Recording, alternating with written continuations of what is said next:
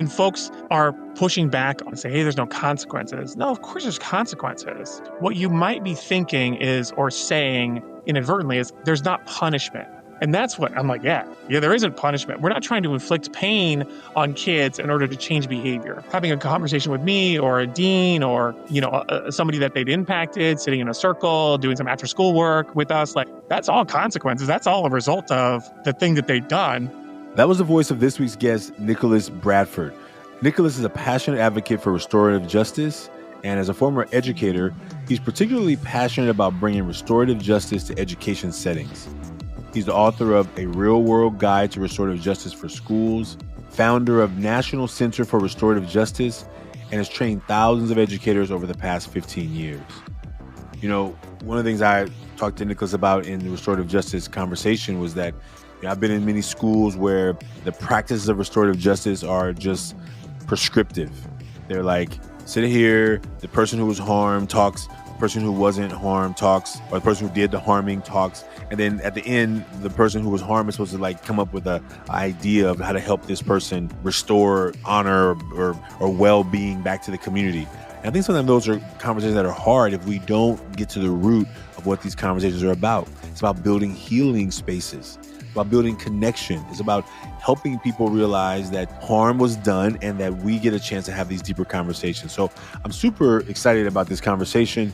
And in this conversation today, we discuss 1, how to have difficult conversations with young people that have caused harm to themselves and others. 2, why school suspensions are ineffective at sparking change in students. 3, the difference between punishment and consequences in restorative justice. 4, a clear explanation of restorative justice for those who are skeptical or unfamiliar with the topic. And 5, the importance of admitting your mistakes to your students. I think this is a very important topic that we all need to pick up on, whether we're a teacher in a classroom or we're a parent or uncle or just a community member who are navigating with young people in our world. So take out your notes and let's start today's show. As a male educator at your school site, it can get lonely. Only 23% of K-12 educators in America are male. And just think about what this gender gap means for your male students. They experience disproportionate levels of discipline. This is a show for male educators who want to feel more understood by their community and want to create emotionally safe classrooms and schools for the next generation of male students. Welcome to Unmasking with Male Educators.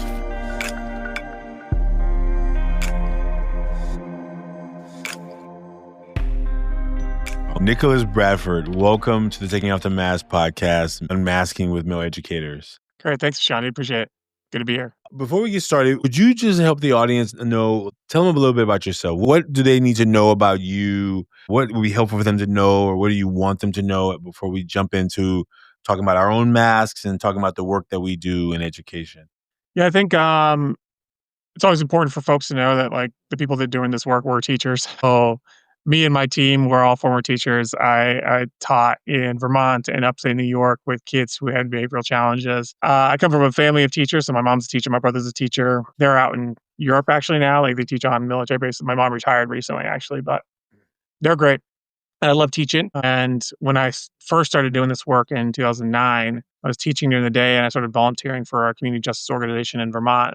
And it really made a ton of sense to me about how do we have hard conversations in ways that can be productive. A lot of us who work in alternative ed and folks who are in regular ed, gen ed programs, comprehensive high schools, care a lot about the kids. And so what do you do then when young people hurt the community, hurt themselves, hurt other people, hurt me? And doing this work in the Community Justice Center in Vermont was just really helpful. It was made a ton of sense to me. I also ended up volunteering. This was before I had kids, so I had a lot of time for volunteering.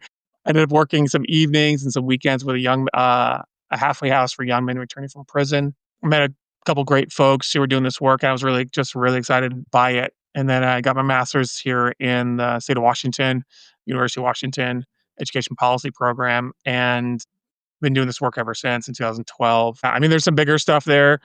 I think the other big part about me that might be different than other folks is I did 24 years in the Coast Guard Reserve. And so I do have some perspective that how do we message this to people who are less excited, who are not already on team restorative justice, who aren't already on team progressive education? Like, what do we say to those people? And that's part of our job, part of our mission is to be able to communicate to folks who are, curious or a little hesitant to get on board. Yeah, I think that's critical. And I think that it's definitely where we should go right after we share our masks. I think how do you get people on board for something that they either have not a lens currently to see, that they have not paid attention to, or that they even think doesn't really exist, right? I mean, it really comes down to trying to tap into people's personal experiences with harm. I Mm. mean, I was a substitute teacher at a school as I kind of moved back to Washington, and this teacher is saying in the lunchroom or in this staff room, this kid was like messing with the Bunsen burners, and I don't know, he was just messing around, and he's going to get 2 days suspension. Send him to the office or whatever. And then he said, "Yeah, but nothing's going to change." And so, like, this is a science teacher that's been teaching for 15 years, maybe 20 years at the time, and recognizes that like suspensions don't work that well to change behavior. Mm. Young people, I was just at a school yesterday actually, and asking students, "Hey, what happens when kids go home?" Well, we just kids will just play like Fortnite or whatever. They'll play video games or be on their phone and do TikTok all day, 5 hours straight of TikTok. And so some of this is like tapping into like our real lived experience of harm and like when we've been hurt and when we've hurt other people. Mm. And it really, I mean, comes down to the experience. And this is why restorative justice is so powerful, honestly, is because when you can tap into people's like lived experiences, then it's like, okay, now I understand what you're saying. Now I get it. I can sit in this space and sort of Mm. it's making sense to me because the abstract stuff of how we often talk about is like, hey, let's just care about kids. Like, let's make healing. Mm. Like that doesn't resonate with people who aren't already on board. There's a lot of folks, a lot of educators, tons and tons of educators that are.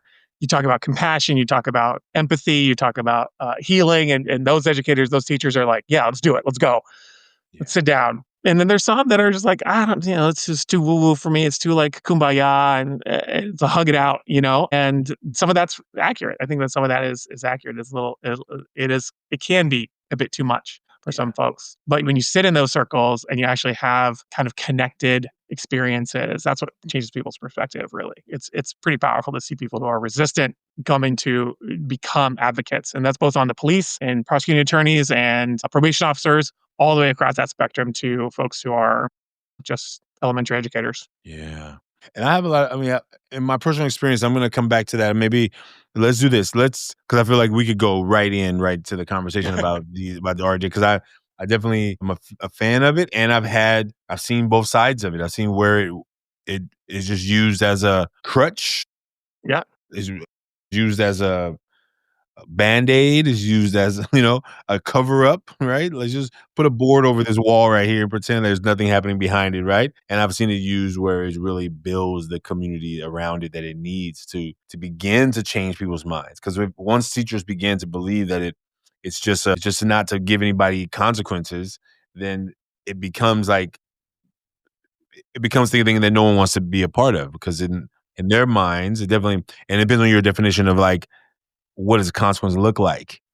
Because if a consequence looks like pain for you and feel good for me, then yeah. we need to imagine our relationship for consequences. I think this is like I'll jump in right there because I think it's so important to think about this distinction when folks are pushing back on restorative justice and say, "Hey, there's no consequences." No, of course there's consequences. What you might be thinking is or saying inadvertently is there's not punishment, and that's what I'm like. Yeah, there isn't punishment. We're not trying to inflict pain on kids in order to change behavior. We are having a conversation with me or a dean or somebody that they'd impacted, sitting in a circle, doing some after school work with us. Like that's Mm, all consequences. That's all a result of the thing that they've done. And so those are consequences as a result of the thing. But like the difference of punishment, like do we inflict pain in order to change behavior, or even worse, inflict pain just to get even? Right? You hurt me, so somebody or someone is going to hurt you. Is that the kind of work the world that we want to live in, where we're mm, just in it for the revenge, not even for the changing of behavior? And I don't think punishment changes behavior. Punishment hides behavior. Kids get really good at recognizing, oh, I don't want to get in trouble. So this is how I'm mm. going to do the thing. Yeah. Right. I mean, lots of us learned pretty quickly, if we were smoking or vaping or anything like that. In high school, we like, oh yeah, obviously, like, I'm not trying to get in trouble, so I'm gonna do it before school, after school. But I didn't really think about like how it impacts me or who it impacts. I wasn't even there yet. Ooh. Yeah. Well, we're going to come back to that punishment versus consequences because as an administrator, as a former teacher and a former administrator, and now working on the outside of schools, I've seen it in all these different environments. I've seen it in public schools, I've seen it in Yeah, private, and I've seen it in charter schools, right? I've seen it in high school level, I've seen it at the middle school level. So let's do this. Since we're going to talk about these masks, I think we try and help like ground the conversation in that we are going to have a conversation about education, but that there's so much more to us as educators too, right? There's so much more to us as yeah, yeah. educators.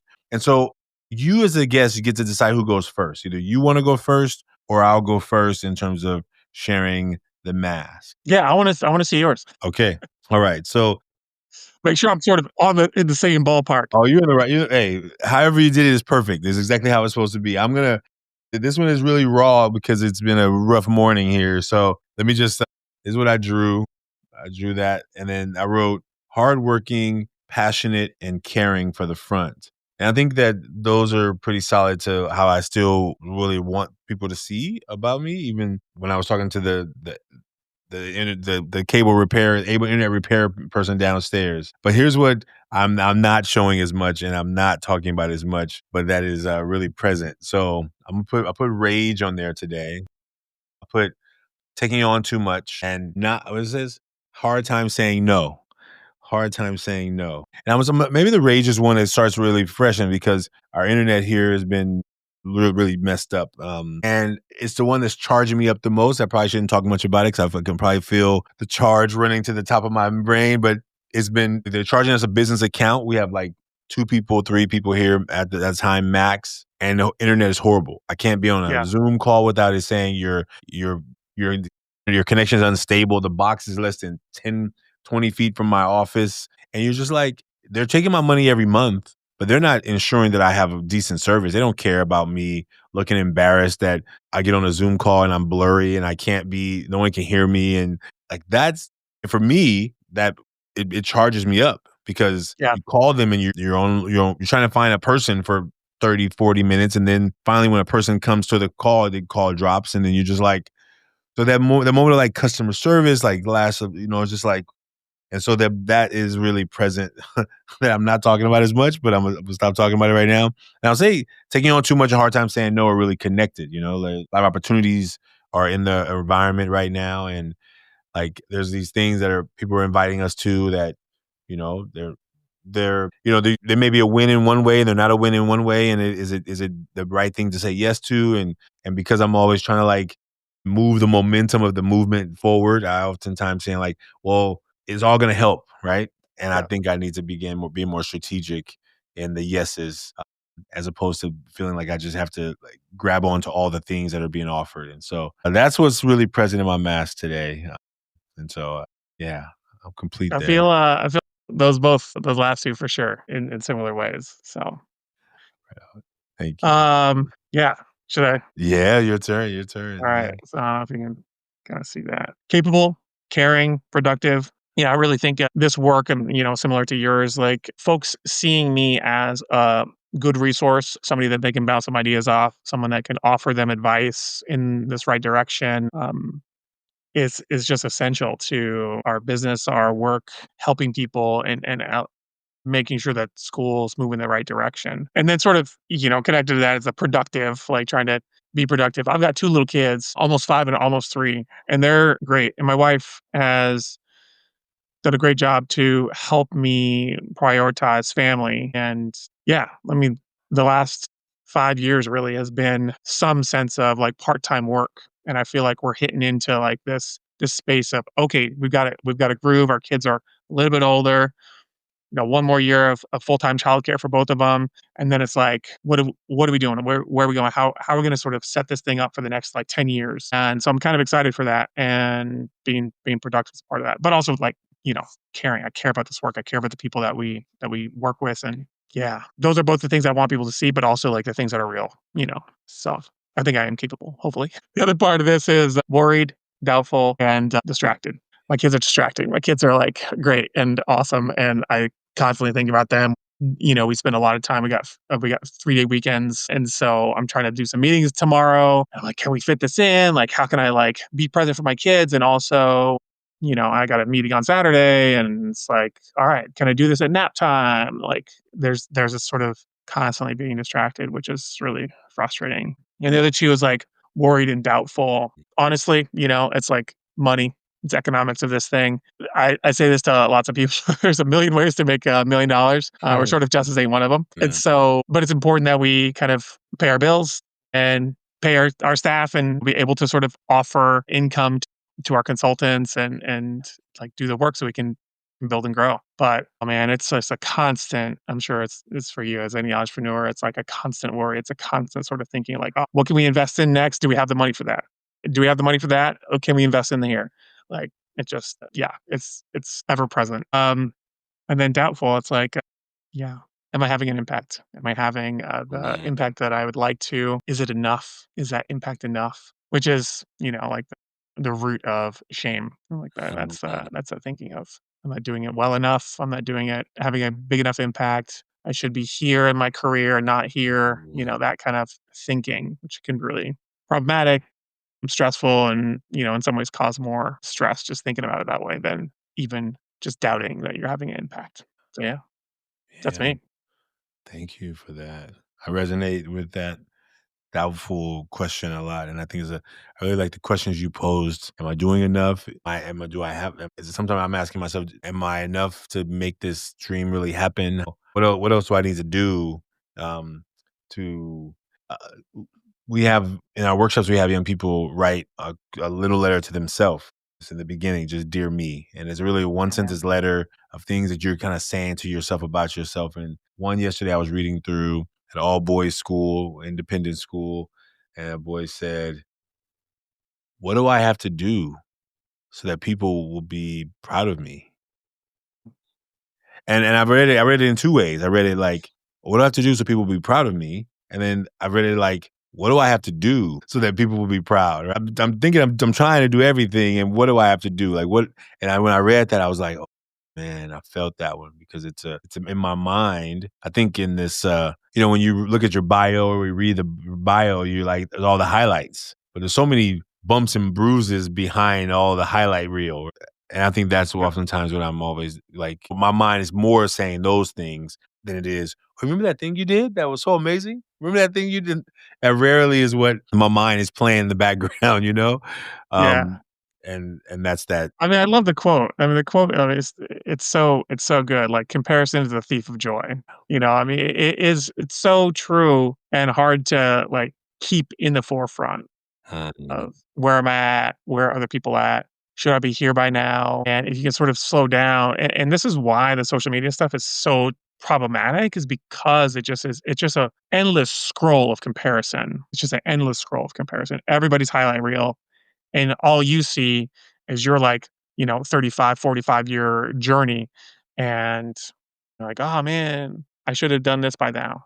Eh, you know, um, yeah. yeah. So thinking about the mass that we just shared, and I imagine as you do the sort of justice work, that a lot of times it is trying to get people to, in some metaphorical way, take off the mask of I'm hurt or I'm been harmed and I want to see justice, right? Yep. And or I did something and they want to either they want to punish me or they want to hold me accountable. And so like the mask of protecting my image, even though I know why I'm in this circle or why I'm in this space to have this conversation, I could also be doubling down in the fact that, well, they asked for it.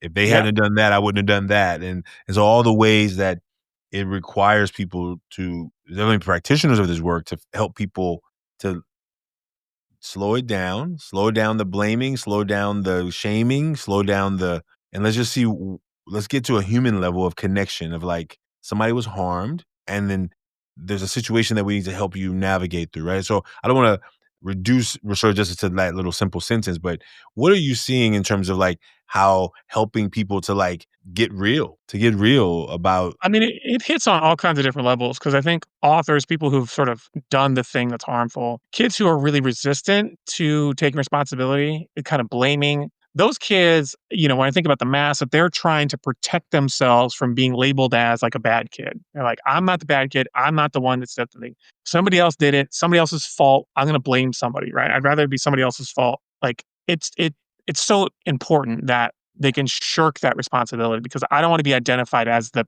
bad thing, the kid who started the fight or whatever. So that's that mask there too.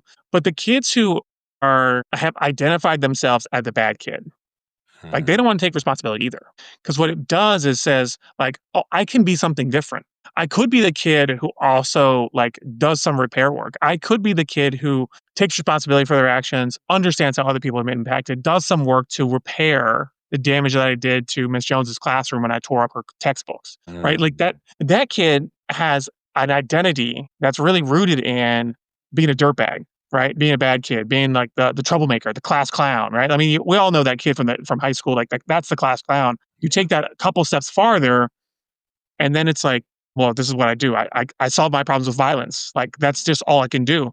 And it really challenges young people's and adults' identity around like who am I? And that because you're right, like you got to slow it down. You got to slow it down, and then let people see and talk about it and sit in it, and then like bring people together, victims and authors, victims and offenders, and like have those conversations.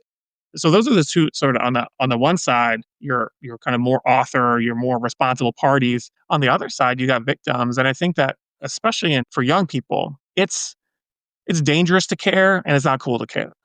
So Hmm. I don't wanna tell you that you hurt my feelings. I don't wanna tell you, and I don't wanna tell my friends that the thing that you said actually, like, really hurt me. Like, I don't wanna that's super vulnerable. That's a really scary thing for me to do. So it's better for me to not care. So I keep my shield up, I keep my mask up, I keep my armor up, and then that facilitator, that RJ coordinator has to go in there and be like, "Hey, like, Ashanti, like, it's gonna be important for you to tell, so the kid, like, how it impacted you, how it feels when I remember this kid in high school. It's such an embarrassing story. I wasn't responsible for it, but I was a part of just witnessing this kid get like relentlessly bullied for like his body. He's got some long legs, got a short torso. These two girls on the bus. Every day he'd get off the bus, call him high butt, and it was just brutal. And like for that kid to sit with a coordinator and say like, "Hey, I want you to share how this seemingly really small." Like mean thing that these two girls were saying to you every day after school when you get off the bus, like how much it hurts you. Like that's a really vulnerable thing to ask that kid. It's so much easier, so much cooler, so much like it doesn't matter, whatever. I'm just gonna move on, right? But sitting in that mess, both for that kid and also those two girls who were initiating that bullying, like for them to learn, for them to actually hear it. And those are the masks that we got to like spend the time to help young people sort of unpack and take off. Yeah. And to name in the context of this work that we've been doing is you have a situation where a guy is being feeling some harm being done to him at the hands of some girls, and to be Yeah, a guy who's like can't take it or who is yeah, like feeling some feelings about it can also add an extra layer of societal pressure or schoolhouse pressure. yeah, Like, right? From either your friends or people who say they're your friends or right? It's like that kind of thing also adds to like, "Oh, I'm just not gonna say anything. I'm gonna just store it in. I'm gonna just keep it yeah. in." But Bottle it up, but bottle it up. it's gonna get dealt with in some way or another, right? Yeah, Either right now or when I'm 40 and trying to figure out how to toughen my kids up so they never have to deal with it. But I'm so over the top that my kids are like, "What's wrong? What's going on here? Like, why are we feeling like we're being made to be MMA fighters at 8 years old because my dad didn't deal with his stuff at 8 years old, right?" yep. Yeah, yeah, yeah. That's very powerful. What would you say in terms of RJ? So maybe just for those out there who don't have a full concept of what RJ is, because I know you were talking about the work that you've been doing in school. So I would love to just hear about how does it look in your day-to-day work supporting people because we recognize that everyone who hears the word restorative justice makes a meaning of it, and they may not even have a clear meaning for them or their own self. Yeah. And kind of some of the work you're doing is finding itself in some different scenarios. It's not just in like fights and that kind of restorative kind of situation. So maybe if you could just explain to folks out there who may not even have a clear definition of it, well, what it is and how may it look. I mean, you name that one scenario, but how Mhm. would it look for that story that situation to be brought to a RJ experience? Let me step back from that like specific example because like where we miss in kind of those examples is there's such a wide variety of approaches that restorative justice can handle. So the way we think about it is like this relational approach to conflict.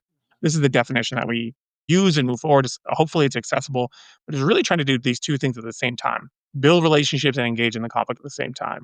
Mhm. Support and make space for accountability. Like accountability is essential for our work. And then also the support to do that because we recognize that accountability is hard and dangerous Yeah. if not given the correct support. So those are the sort of like the underpinnings or the foundation of our work. We got these five principles that sort of we operate off of too. When we talk about systems, there's like big systems, medium-sized systems, small systems, depending on the level of harm. So, like the stuff that kids are doing to kind of mess around and tease each other, like how do we have conversations about that? Sort of like language stuff, that's sort of second tier. What's detention look like? That's more restorative. How do kids, if there's a kind of the building up to a fight, right? Nothing actually Mhm. happened. All right, let's talk about that. We had these two middle school boys get into kind of a tussle, a little bit of a fight in class. What's that look like versus the kid who, called in three bomb threats to the school? I'm just speaking from experience. Like what that's a very different system, right? And so, but they all sort of operate off this continuum, how we intervene in and during harm. There's all this other stuff, which we're doing the pre work to, all the preventative work, young people, having talked to some kids who have done some pretty big outsized behaviors, make threats of violence to the school. A lot of that comes from not feeling connected, not feeling bought in. And Mhm. kids kind of go two ways if they're not feeling bought into the school as a place that they belong. They either like bounce and they drop out, or they attack and they want to, it's just I believe it's the African proverb. This is like the kids who don't feel the warmth of the village will burn down the village to feel that warmth.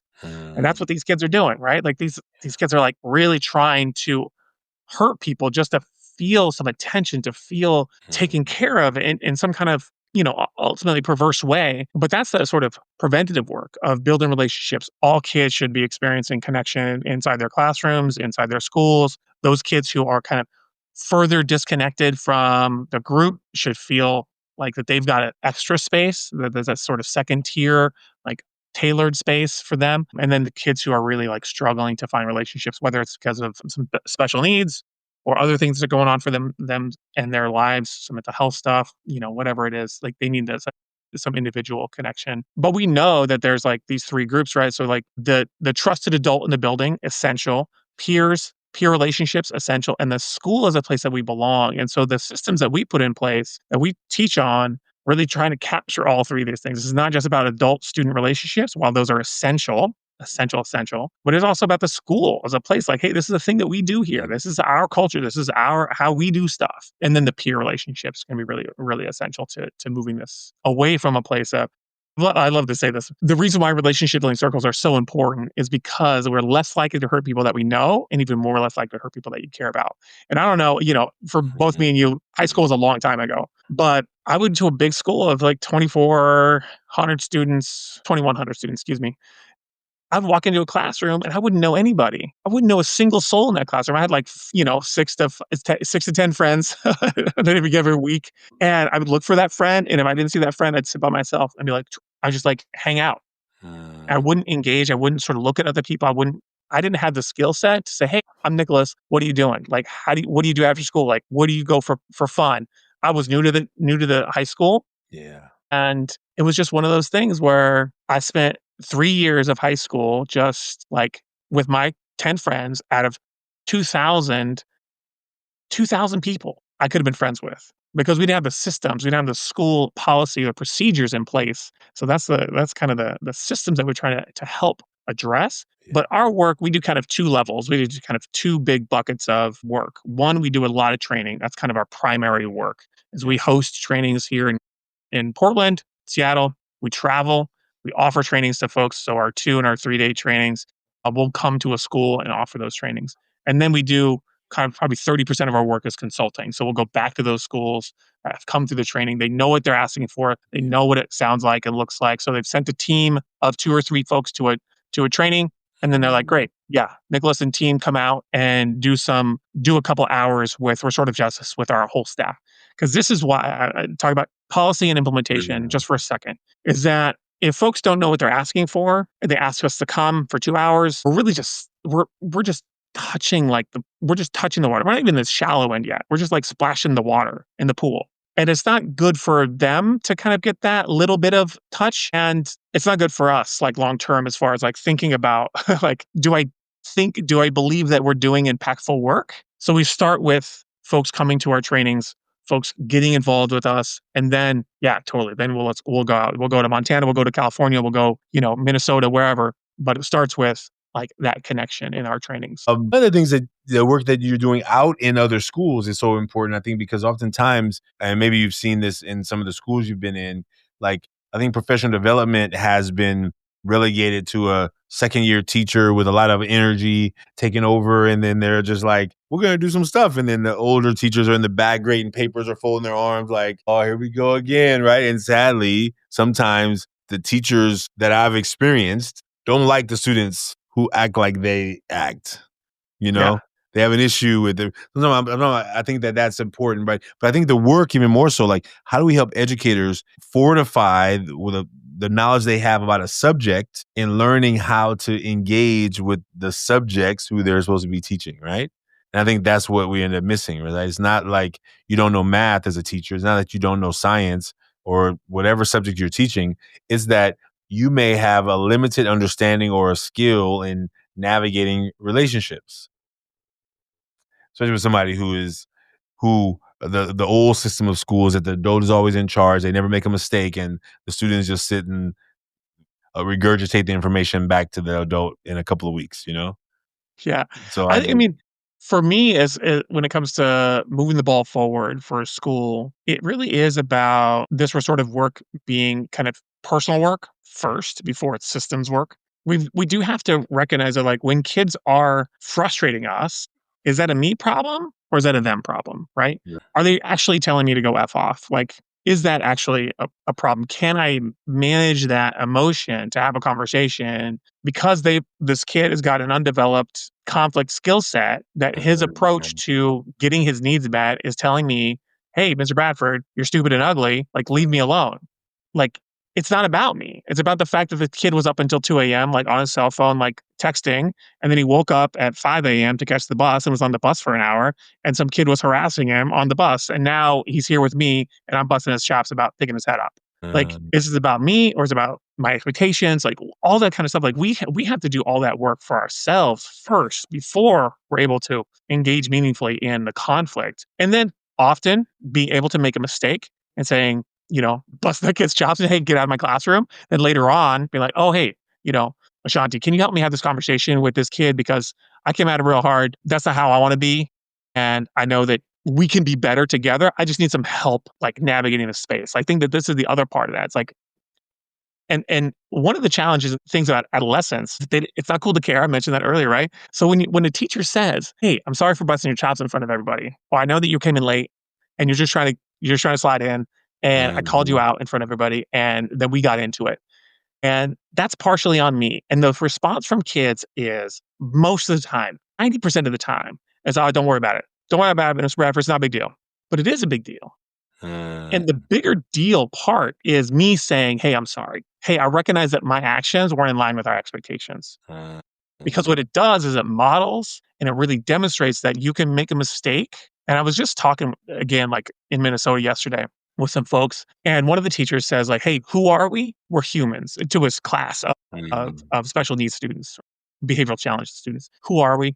We're humans. And what do? We make mistakes, right?" And he's just like, for me, hopefully me as an adult, he's, in his 50s, I make less mistakes and my mistakes aren't as big, but I still make mistakes. And letting kids see that. And sometimes I say, like, manufacture that a little bit so they can see, offer the apology for something that is like so small that it doesn't really matter, but like offer it so they can see, like, oh yeah, you're a human being. We all make mistakes. This is how we move forward from here. I don't need to hold on to it. You don't need to hold on to it. We can sort of move that stuff forward. Yeah, that's powerful. I really like that. Who are we? We are human, right? And we make mistakes. And I think that that is one of the things that, as an educator, what I found has, when students begin to realize that you are human, that you're more than just, I mean, I think you were a former teacher. I don't know if you ever saw any of your students in a grocery store in Vermont, right? And then they're like, Classic. my teacher. They're hiding behind their parents. They're like, he left the building. I thought he lived in that building, right? They see you in the real world. They're like almost in shock. They're like, don't see him at the mall with their friends. They know something's about to happen, right? And I'm glad to be one who says, "Come here, let me talk to you." They're like, "You, I ain't at school. I ain't gotta talk to you. I ain't gotta listen to you in this mall." You're right. You're exactly right. Good point. Good point. I'll see you Monday. I'll see you Yep. Monday.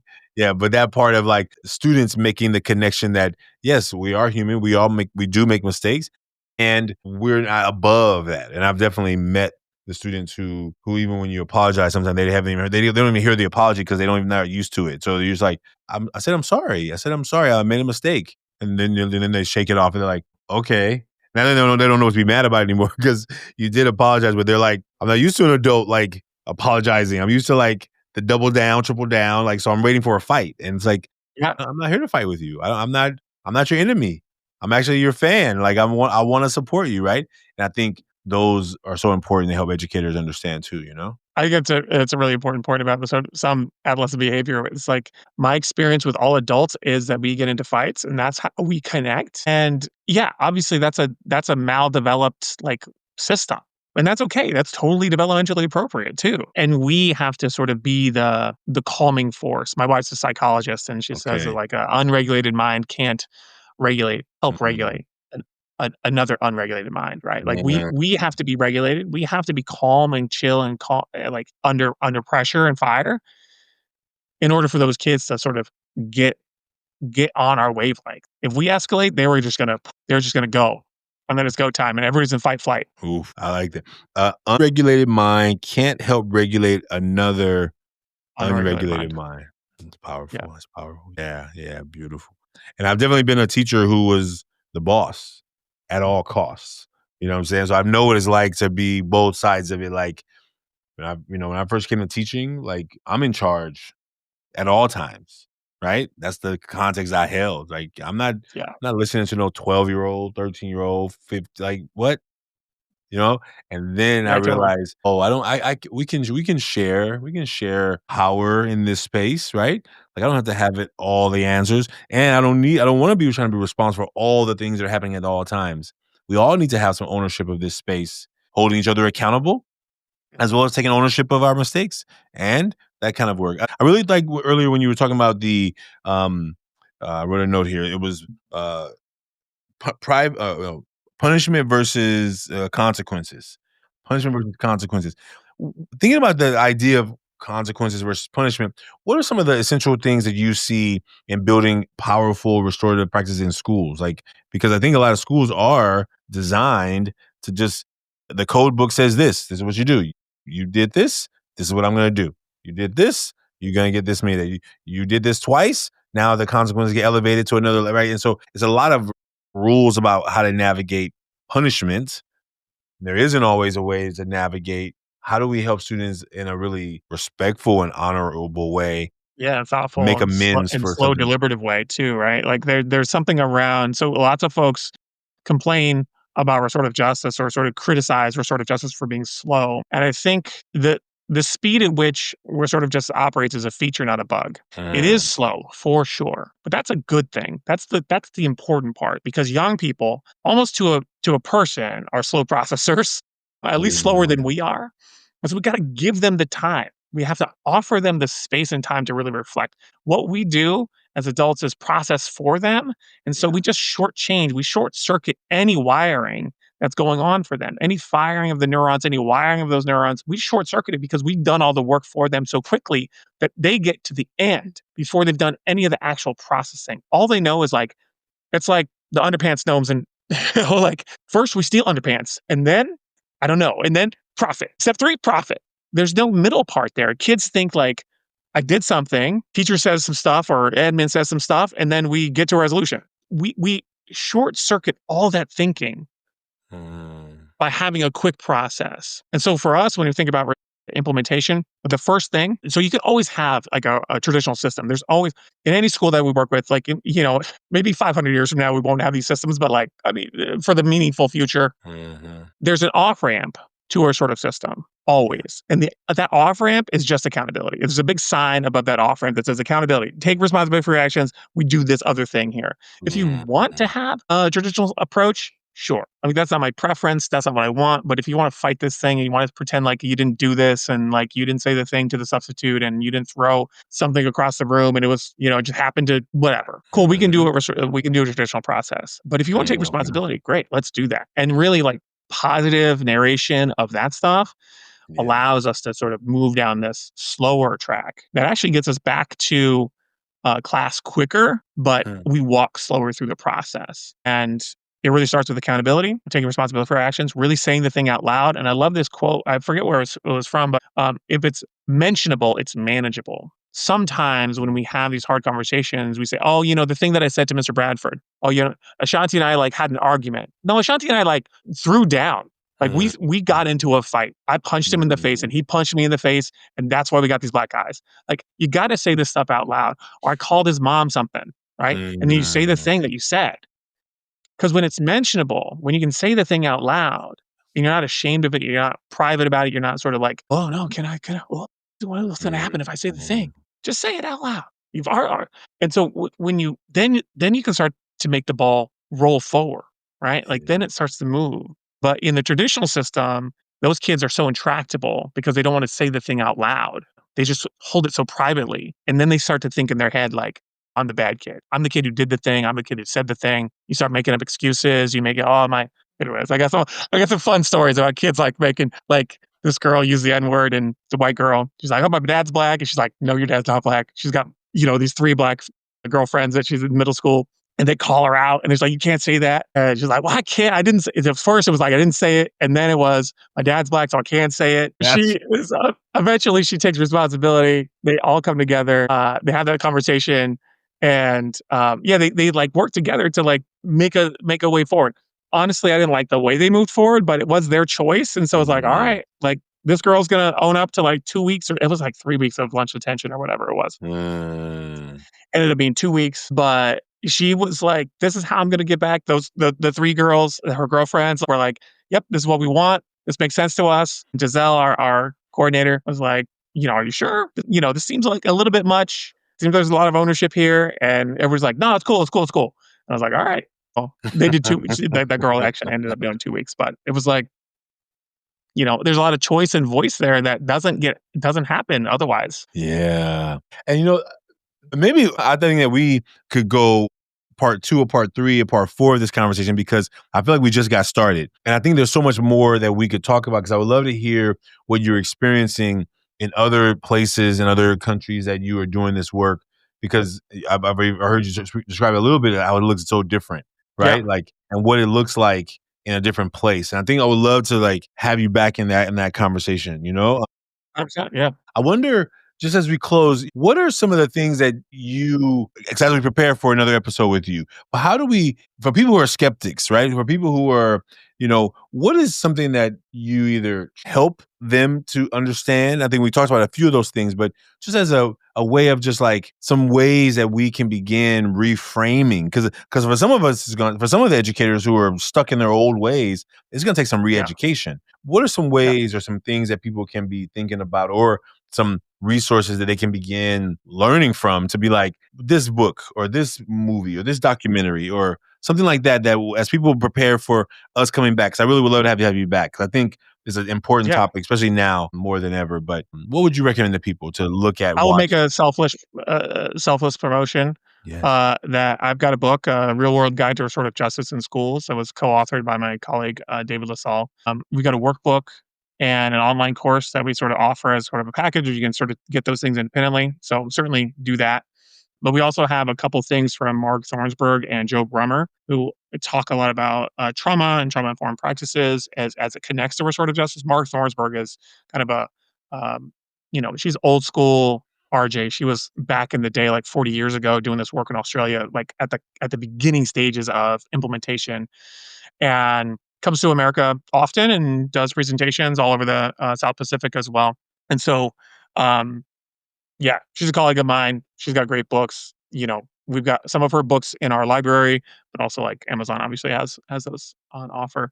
And Joe Brummer as well, who's a East Coast RJ coordinator and trainer. He's great as well. So I think that those are two like good places to start. What else? I think about the mindset shift that has to happen. It's really around kind of conflict as an opportunity. Slowing down and seeing like, oh yeah, hey, when we do this actually can be a learning opportunity for kids. Not just a way of like, oh, this happened, we're gonna do this thing and we're gonna do two kids, but in fact seeing it as like this can be a real good learning opportunity for everybody, for the community, for victims, for authors, for authorship, whether you got two kids in a middle school classroom get into a fight and they talk about they process this through and they say, oh, this is about peer pressure. My friends told me that you were going to fight me, I had to fight you first.